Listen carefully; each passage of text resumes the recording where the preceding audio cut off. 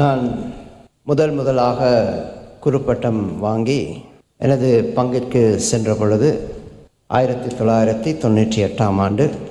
அதில் இன்னும் அந்த டிஜிட்டல் யுகம் ஆரம்பிக்கவில்லை. ரொம்ப பழைய நிலையில் தான் உலகமும் அந்த பங்கும் இருந்தது.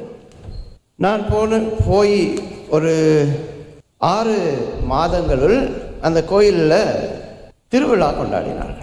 நீங்கள்லாம் ஊரில் இருந்து வந்தவங்க தானே? சிட்டிசன்ஷிப் இருந்தாலும் இல்லாட்டிலும் வந்தது எங்கேருந்து வந்தீங்க? அண்ணா ஊர்லேருந்து தான் வந்தோம். ஊரில் திருவிழா கொண்டாடுறதற்கும் இங்கு திருவிழா கொண்டாடுவதற்கும் நம்ம கொலோக்கியலாக சொல்ல போனால் பயங்கரமான வித்தியாசம் இருக்குது. அங்கே திருவிழா கொண்டாடுவதற்கு 9 நாட்களுக்கு முன்பு நவநாள் சொல்லுவாங்கல்ல, நவம் என்று சொன்னால் 9 நாட்களுக்கு முன்பே கொடி ஏற்றுவார்கள். எக்ஸ்பீரியன்ஸ் இருக்கா இல்லையா? கொடிமரம் உயர்த்துவார்கள். கொடிமரம் உயர்த்தும் பொழுது அந்த முதல் முறை அந்த எக்ஸ்பீரியன்ஸ், முதல் முறை எனக்கு பல ஆண்டுகளுக்கு பின்பு அந்த அனுபவம் வருகின்றது. ஆனால் அந்த அனுபவம் எனக்கு அவ்வளவு கம்ஃபர்டபுளாக அல்லது சந்தோஷமாக இருக்கலை. அந்த கொடிமரம் ஏற்றும் பொழுது 4 அல்லது 8 பக்கங்களுக்கு 6 பக்கத்துலையும் கயிறு இழுப்பாங்க. நீங்கள் தலையாட்டினா தான் அது உங்களுக்கு தெரியுமென்னு எனக்கு தெரியும், இல்லாட்டி நம்ம வேறு மாதிரி சொல்லணும். 8 பக்கத்துக்கு கயிறு இழுப்பாங்க, அட்லீஸ்ட் 6 பக்கத்துக்காவது இழுப்பாங்க. ஏன்னு சொன்னால் அந்த கொடிமரம் மிகவும் பாரமாக இருக்கும். இப்போல்லாம் கொஞ்சம் மாடர்ன் ஆக்கிட்டாங்க. கொடிமரம் அப்படியே இருக்கும், அப்படியே ஜக்கி வச்சு தூக்குவாங்க. அந்த காலத்தில் அப்படி இல்லை, தூக்கணும். ஸோ அது கொடிமரம் மேலே தூக்க முதல்ல அந்த 8 அல்லது 6 கயிறுக்கும் கொடி போடுவாங்க. ஞாபகம் இருக்கா? சின்னதாக கொடி போடுவாங்க இல்லையா? இந்தியாவில் செய்ய மாட்டீங்களா? ஏம்மா நீங்கள் வேளாங்கல்லியில் என்ன செய்கிறாங்கல்ல, சின்னதாக அந்த கயிறுகளில் கொடி போடுவாங்க. நல்லா இருந்தது. ஆனால் அந்த கொடிகளை பார்த்தோன்னே எனக்கு மூச்சு விட முடியலை. ஓசிடி எல்லாமே ப்ராப்பராக இருக்கணுமா? ஐ ஃபெல் வெரி அன்கம்ஃபர்டபுள். என்னன்னு சொன்னால், ஒரு கொடி 2 அடியில் இருக்குது, ஒரு கொடி 1.5 அடியில் இருக்குது, ஒரு கொடி நீளமாக இருக்குது, ஒரு கொடி சின்னதாக இருக்குது, ஒரு கொடி டார்க் ப்ரௌனில் இருக்குது, ஒரு கொடி லைட் ப்ரௌனில் இருக்குது. எல்லாமே வித்தியாசமாக இருக்குது. அது வேறு கட்ட வர்றவங்கெல்லாம் ஒரு ஒழுங்கெல்லாம் கட்ட மாட்டாங்க. சில பேர் ஓவர்லேப் பண்ணுவாங்க, சில பேர் 2 அடி இடைவெளி வச்சு கட்டுவாங்க, சில பேர் 1/2 அடி ஒரு அரை அடி இடைவெளி வச்சு கட்டுவாங்க. அது மேலே தூக்கும் பொழுது உண்மையில் என்னால் மூச்சு விட முடியலை. ஏன்னு சொன்னால் ஒழுங்கின்மையாக இருந்தது. ஸோ அடுத்த 1 வருடங்களாக இந்த கொடிமரத்தை எப்படி ப்ராப்பராக நம்ம செய்யலாம், எப்படி அழகாக்கலாம், இதுதான் நம்ம மைண்ட்லேயே ஓடிட்டு இருந்தது. ஸோ அடுத்த வருடம் கொடிமரம் ஏற்ற முதல்ல 2-3 மீட்டிங் போட்டு நான் சொன்னேன், எல்லா கொடியும் 2 அடி 1.5 அடி அந்த மெஷர்மெண்ட்டில் இருக்கணும், எல்லா கொடியும் ஒரே ப்ரௌனில் இருக்கணும். ஸோ மக்களுக்கு சொல்லும் பொழுது மக்கள் சொன்னார்கள், ஃபாதர் இதெல்லாம் சரிப்பட்டு வராது, பரம்பரையாக நம்ம இதை தான் செஞ்சுட்டு வரோம். ஒவ்வொரு வீட்டிலிருந்தும் அவர்கள் தைத்து எடுத்துக்கொண்டு வருவாங்க. அதனால் இந்த ஒரே ஷேப்பில், ஒரே சைஸில், ஒரே கலரில் இதெல்லாம் செய்ய முடியாது. நமக்கு தான் ஒரு முடியாது என்று யாராவது சொல்லிட்டா அதை எப்படியாவது முடிச்சு காட்டணும். அது இப்போ வந்ததில்லை, கூட பிறந்தது, அதனால் மாற்ற முடியாது. ஸோ நான் சொன்னேன், சரி அதை என்னட்ட விட்டுருங்க, நான் செஞ்சு கொடுக்குறேன் உங்களுக்கு. என்ன செய்ய போகிறீங்க ஃபாதர்? நம்ம மக்களுக்கு கொடி ப்ரொவைட் பண்ணுவோம். நம்ம கோயிலிருந்து தைத்து அந்த சரியான சைஸுக்கு சரியான கலருக்கு எல்லாமே ஐடென்டிக்கலாக அந்த கொடியை ப்ரொவைட் பண்ணுவோம். மக்கள் என்ன செய்ய வேண்டும்? கொடிமரம் தூக்க வரும் நாளில் அல்லது ஒரு 2 நாளுக்கு முதல்ல நம்மகிட்ட சும்மாவோ காசு கொடுத்தோ அந்த கொடியெல்லாம் வாங்கிட்டு போகலாம். அதுக்கு பிறகு அந்த கொடிமரம் நம்ம எப்போ ஆயத்தப்படுத்துகின்றோமோ அப்போ நானே பர்சனலாக ஒரு கொடியை வச்சு அந்த அளவெடுத்து மற்ற கொடி அங்கே வைக்கணும்னு சொல்லிட்டு அவங்களுக்கு ரொம்ப ப்ராப்பராக செய்து கொடுத்தேன். அடுத்த வாரம் வந்தது கொடிமரம் ஏற்றும் பொழுது எல்லாம் ஒரே மாதிரி இருந்தது, கொடி ஒரே சைஸில் இருந்தது, ஒரே கலரில் இருந்தது, அந்த இடைவெளி ஒரே மாதிரி இருந்தது.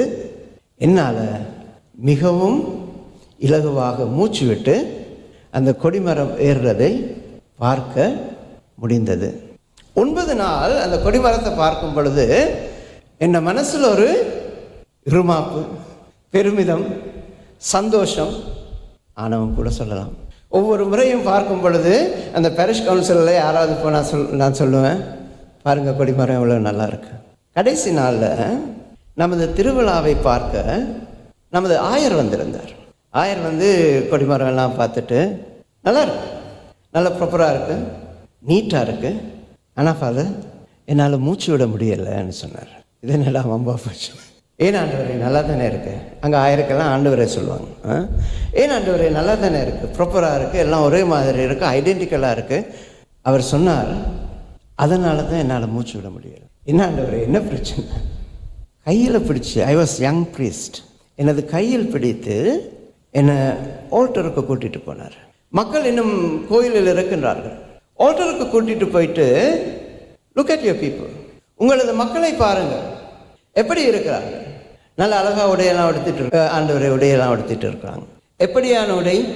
புதிய உடை, அழகான உடை. அங்கே இங்கே தங்கம் எல்லாம் மின்னுது.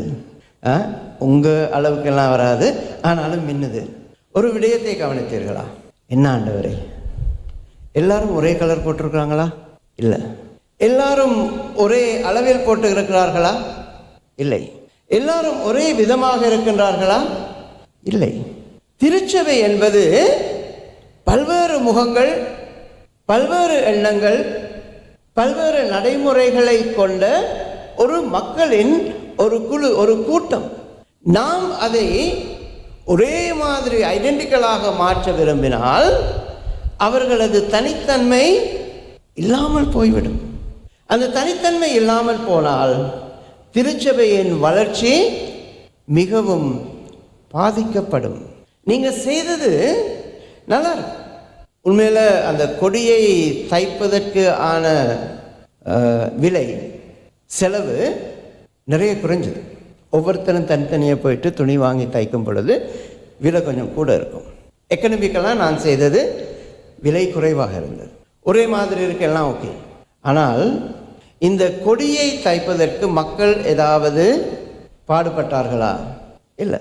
கஷ்டப்பட்டார்களா? இல்லை. ஏதாவது முயற்சி எடுத்தார்களா? இல்லை. அதற்கு ஏற்றபடி ஆயத்தங்கள் வீடுகளில் நடந்ததா? இல்லை. நம்ம நன்றாக வர வேண்டும் என்று நினைத்து செய்யும் சில செயல்கள் இடர்படும் கற்களாக மாறலாம். அடுத்த வருஷம் என்ன நடந்ததுன்னு நினைக்கிறீங்க? நானும் விட்டு கொடுக்கல, ஆயரையும் விட்டு கொடுக்கல. நான் என்ன செய்தேன்? இதுதான் கலர், ஒரு கொடியை நீங்கள் வீட்டுக்கு எடுத்துகிட்டு போங்க. இதுதான் சைஸ், நீங்கள் ஒரு கொடியை வீட்டுக்கு எடுத்துகிட்டு போங்க. நீங்களே தச்சு அடுத்த வருடம் உங்கள் கொடிகளை எடுத்து வாருங்க. மக்கள் எப்படி இருப்பாங்க? என்ன தான் சைஸ் கொடுங்க, என்ன தான் அளவு கொடுங்க, அவங்க என்ன செய்யணுமோ அப்படியே தான் செய்வாங்க. ஆனால் இந்த முறை என்னால் மூச்சு விட முடிந்ததாக இருந்தது. அதே நேரம் மக்களாலும் சந்தோஷத்துடன் மூச்சு விட முடிந்ததாக இருந்தது. முதல் வாசகம், கிறிஸ்துவில் அன்புமிக்க சகோதர சகோதரிகளே, இயேசு ஒரு கான்கிரீட் கல்லை செஞ்சு இந்த கற்களால் ஆலயத்தை எழுப்புங்கள் என்று சொல்லிட்டு போகல. இயேசு ஒரு அளவையை கொடுக்கவில்லை. இயேசு அழைத்த சீடர்கள் கூட ஒரு அளவையால் வரவில்லை. ஒவ்வொரு இடங்களிலிருந்து இயேசு சீடர்களை அழைக்கின்றார். வித்தியாசமாக இருக்கு. இன்றைய முதல் வாசகத்தில் திருச்சபை ஆரம்பித்து ஒரு சில மாதங்களிலேயே பிளவுகள் ஏற்படுகிறது. இந்த பிளவுகள் நீங்கள் நினைக்க வேணாம் இப்போ தான் இருக்குன்னு சொல்லிட்டு இல்லை, ஆரம்பத்தில் இருந்தே இருக்கு. பிளவுகள் ஏற்படுகின்றன. காரணம், கிரேக்கர்கள் இருக்கிறார்கள், யூதர்கள் இருக்கிறார்கள், சமாரியர்கள் இருக்கின்றார்கள், ரோமியர் இருக்கின்றார்கள். ஒவ்வொருவரும் தமது கலாச்சாரத்தில் கிறிஸ்துவை விசுவசிக்க முற்படுகின்றார்கள். அப்படி முற்படும் பொழுது அவர்களுக்குள் வித்தியாசங்கள் இருக்கலாம், பிரச்சனைகள் இருக்கலாம், கஷ்டங்கள் இருக்கலாம். ஆனால் அந்த பிரச்சனைகளை எப்படி அவர்கள் அணுகினார்கள் என்று சொன்னால், கொடி வித்தியாசமாக இருக்கலாம், கொடியின் அளவுகள் வித்தியாசமாக இருக்கலாம், கொடியின் வர்ணங்கள் வித்தியாசமாக இருக்கலாம். ஆனால் அந்த கொடிகள் அனைத்தும் எங்கு கட்டப்பட்டிருக்கின்றது? நடுவில் நிற்கும் அந்த கொடி மரத்தில் கட்டப்பட்டிருக்கிறது. அந்த கொடிமரத்தில் தான் நமது விசுவாசம் இருக்கின்றது. அந்த கொடிமரமாகிய இயேசுவில் நாங்கள் இணைந்திருந்தால் எம்மில் உள்ள வித்தியாசங்கள், எம்மில் உள்ள வித்தியாசமான எண்ணங்கள், எம்மில் உள்ள குறைபாடுகள், நிறைகள் அனைத்தும் இயேசுவால் ஒன்றிணைக்கப்படும். அவை அனைத்தும் இயேசுவால் நிறைவு செய்யப்படும். அதனால தான் ஆரம்பத்திலேயே திருச்சபையில் பிளவுகள் ஏற்பட்டிருந்தாலும் திருச்சபை இன்று மட்டும் ஒரே உடலாக, ஒரே ஆன்மாவாக, ஒரே விசுவாசத்தில் வழி நடக்கிறது என்று சொன்னால் அதற்கு காரணம் இயேசுவாகிய அந்த கொடிமரம். நமது அவதானம், நமது எண்ணங்கள், நமது அன்பு, நமது விசுவாசம் அனைத்தும் இயேசுவில் நிலை பெற்றிருந்தால், கிறிஸ்துவில் அன்புமிக்க சகோதர சகோதரிகளே, எத்தனை பிளவுகள் இருந்தாலும் நாம் இயேசுவில் ஒன்றுபட்டிருப்போம். அதைத்தான் இன்றைய வாசகங்கள் சொல்லுகின்றது. இயேசு அவர்களை விட்டு பிரிந்து போக ஒரு சிறிய காலம் இருக்கும் பொழுது இயேசு சொல்கின்றார், நான் உங்களை விட்டு போகின்றேன், உங்களுக்கு வழி தெரியும். 3 வருட ஃபார்மேஷனுக்கு பிறகு, 3 வருட வழி நடத்துதலுக்கு பிறகு சீடர்கள் சொல்கின்றார்கள், ஆண்டவரே நீர் எங்கே போகின்றீரே நமக்கு தெரியாது. இயேசு அதனால் அவர்களை தனியே விட்டு செல்லவில்லை. இங்கே தான் ஒரு திருப்பு முனை வருகின்றது. இயேசு அவர்களுக்காக பரிசுத்த ஆவியை விட்டு செல்கின்றார். நம்ம பரிசுத்த ஆவியை இன்னொரு விதத்தில் பார்க்கலாம். இயேசு உடல் ரீதியாக நம்மோடு இல்லாவிட்டாலும் நம்மை வழி நடத்த அவர் ஆவியின் மூலமாக நம்மோடு இருக்கின்றார். அவர் திருப்பலியின் மூலமாக நம்மோடு இருக்கின்றார், திரு விருந்து மூலமாக நம்மோடு இருக்கின்றார், திரு வார்த்தைகள் மூலமாக நம்மோடு இருக்கின்றார். அதை நாங்கள் விசுவசித்து அதை நாங்கள் எமது வாழ்வில் கொண்டு வாழ்ந்தால், கிறிஸ்துவில் அன்புமிக்க சகோதர சகோதரர்களே, எனது தனித்துவமும் விடுபடாது. அதே நேரத்தில் கிறிஸ்தவத்தில் நாம் அனைவரும் ஊன்றியிருப்போம். கிறிஸ்துவில் அன்புமிக்க சகோதர சகோதரர்களே, இறைவன் ஒவ்வொருவரையும் படைத்தது தனித்துவமாக. அவர் எல்லாரையும் ஒரே அச்சில் படைக்கல. ஒவ்வொருவரும் வித்தியாசமானவர்கள். அந்த வித்தியாசம்தான் நமது திருச்சபையை வளர்க்கின்றது, நமது திருச்சபையை நிறைவுபடுத்துகின்றது. ஆகவே நாம் நமக்காக நன்றி செலுத்தும் அதே வேளையில் மற்றவர்களது நன்மைத்தனங்களை உணர்வோம், மற்றவர்களது நிறைகளை நாம் பார்ப்போம், மற்றவர்களது வல்லமையை நாம் புரிந்து நடப்போம். எனக்கு எவ்வாறு இறைவன் ஒரு பணியை கொடுத்திருக்கின்றாரோ அதே போல் ஒவ்வொருவருக்கும் இறைவன் ஒரு பணியை கொடுத்திருக்கின்றார். அந்த பணியை நமது தனித்தன்மையை வெளிக்கொண்டு வரும் ஒரு பணியாகவும், அதே நேரத்தில் இறை அன்பை வெளிக்கொண்டு வரும் பணியாகவும் நாம் செய்தால் நிச்சயமாக திருச்சபை ஒற்றுமையின் திருச்சபையாக இருக்கும். அதே நேரத்தில் மற்றவர்களது தனித்தன்மையை பாராட்டும், வாழ்த்தும், அதை மதிக்கும் திருச்சபையாகவும் இருக்கும். அப்படியான ஒரு நல்ல திருச்சபையை நமக்கு இறைவன் தர இன்றைய திருப்பலி வேளையிலே வேண்டி மன்றாடுவோம்.